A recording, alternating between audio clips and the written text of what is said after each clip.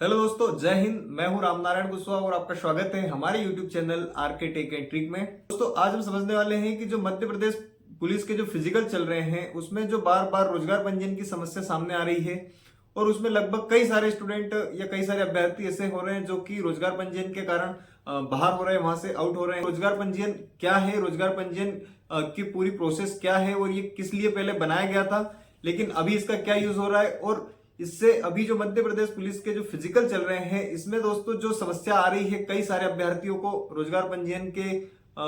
कारण या रोजगार उनको अमान्य घोषित करके या उन्हें बाहर कर दिया गया है। तो दोस्तों हम समझने वाले हैं कि जो रोजगार पंजीयन है, जब इस रोजगार पंजीयन को स्टार्ट किया था या रोजगार पंजीयन जब स्टार्ट हुआ था तो इसकी ऑफलाइन एक हर जिले में, जैसे एमपी में, तो एमपी के हर जिले में, हर डिस्ट्रिक्ट में क्या रहता था कि इसकी एक ऑफिस रहती थी और उस ऑफिस में उस जिले का पूरा डाटा रहता था कि अपने जिले में या जो भी जिला है उस जिले में कितने बेरोजगार हैं और बेरोजगारों के हिसाब से जैसे कोई भी अगर जॉब वगैरह के लिए या वैकेंसी वगैरह आती थी तो ऑफलाइन में उन लोगों तक ये जानकारी पहुंचाई जाती थी जो भी बेरोजगार होते थे।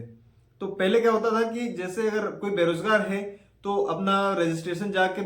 रोजगार कार्यालय में या रोजगार कि वहां ऑफिस में जाके अपना करवा सकता था कि मैं भी बेरोजगार हूं या मुझे भी अगर कोई वैकेंसी आती है तो आप सूचित कर सकते हैं। तो इस तरीके से दोस्तों रोजगार पंजीयन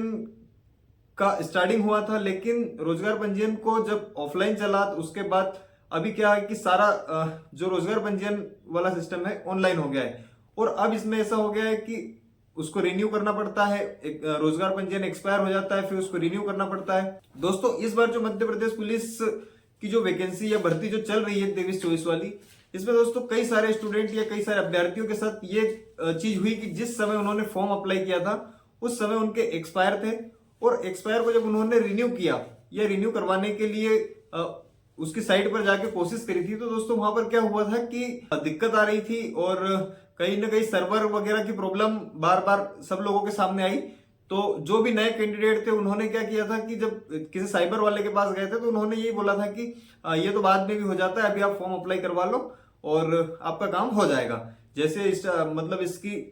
जैसे भी इसकी साइट चालू होती है तो हम आपका रोजगार रिन्यू कर देंगे और आपका काम हो जाएगा। लेकिन दोस्तों जिस समय फॉर्म अप्लाई किया था उस समय एक्सपायर था और उन्होंने एक्सपायर से ही उसको अप्लाई कर दिया था। तो ये कारण कई सारे लोगों के साथ हुआ। कई सारे लोगों के साथ तो ये हुआ कि उनका रोजगार पंजीयन रिन्यू ही नहीं हो पाया या किसी का थोड़े टाइम बाद हुआ या ऐसी बहुत सारी चीजें सामने आई। तो उसमें क्या हुआ कि अब जिनका भी डॉक्यूमेंट वेरिफिकेशन हो रहा है, जब फिजिकल हो जाता है, फिजिकल के बाद जब उनका डॉक्यूमेंट लिए जाते हैं तो वहां पर उनको अमान्य घोषित कर दिया जाता है और अमान्य घोषित करने के बाद या डॉक्यूमेंट में उन्हें अमान्य घोषित करके बाहर कर दिया जाता है। तो बहुत सारे स्टूडेंट या बहुत सारे कैंडिडेट ऐसे थे जिनका कमेंट हमारे पिछले वीडियो में भी आया था कि इसके लिए हम क्या कर सकते हैं, हमें फिजिकल तो अच्छा दिया,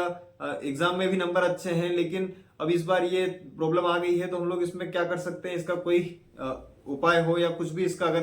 हो तो हमें बताएं। तो दोस्तों आपके लिए एक सीधी सी बात है कि जिन भी स्टूडेंट को या जिन भी अभ्यर्थियों को बाहर किया है तो वो लोग ध्यान दें कि जो भी पिटिशन वगैरह लगाई गई है तो उसमें आपको थोड़ा सा ये रखना पड़ेगा कि उसका जो भी कोर्ट का आदेश आता है या कोर्ट की जो भी वहां से रिजल्ट निकल के आता है तो वो चीज आपके लिए कहीं ना कहीं एक अच्छा या खुशखबरी भरा हो सकता है। क्योंकि ये जो रोजगार पंजीयन है इस पे पहले से भी ये चीज थी कि किसी को रोजगार पंजीयन में बाहर नहीं कर सकते हैं और उसके बाद भी क्योंकि जिस समय फॉर्म अप्लाई हो रहे थे उस समय पर इसकी जो साइट थी, इसका जो सर्वर था वो काफी डाउन था और डाउन होने के कारण ये चीजें या उनका जिन भी लोगों का एक्सपायर था उनका एक्टिव या रिन्यू नहीं हो पाया था। तो ये चीजें दोस्तों कई सारे लोगों के साथ हुई है। तो आपके लिए बस एक यही चीज है कि अगर कोर्ट से जो भी उसका आदेश निकल के आता है या उसकी जो भी वहां से रिजल्ट निकल के आता है तो वो चीजें भी हम आपको बताएंगे। और ये चीजें रोजगार पंजीयन की थी क्योंकि रोजगार पंजीयन जब से स्टार्ट हुआ था तब से अभी तक की रोजगार पंजीयन में ये चीजें या इतने बदलाव हो चुके हैं। क्योंकि जब स्टार्टिंग में रोजगार पंजीयन को सिर्फ एक वैकेंसी के हिसाब से बनाया गया था कि कोई भी वैकेंसी आएगी तो हमें पता रहेगा कि हमारे जिले में कितने लोग बेरोजगार हैं, कितने लोग रोजगार वाले हैं, तो ये चीजें पहले थी। लेकिन इसका मतलब ये तो नहीं कि इसका एक बेस बना के किसी को भी किसी भी एग्जाम से या किसी भी वैकेंसी से किसी भी भर्ती से बाहर कर दे। तो ये चीजें कहीं ना कहीं जब सामने आएगी तो आपको बाहर जो भी लोग या जिनको भी अमान्य करके बाहर किया गया है तो वो लोगों को वापस लेने के लिए ये चीजें काफी है। तो इस पे अगर किसी प्रकार की कोई अपडेट आती है तो हम आपको वीडियो के माध्यम से जरूर बताएंगे। तो दोस्तों ऐसे इंटरेस्टिंग वीडियो के लिए हमारे इस चैनल को सब्सक्राइब करें, साथ ही अपने दोस्तों के साथ भी शेयर करें। जय हिंद, जय भारत, भारत माता की जय।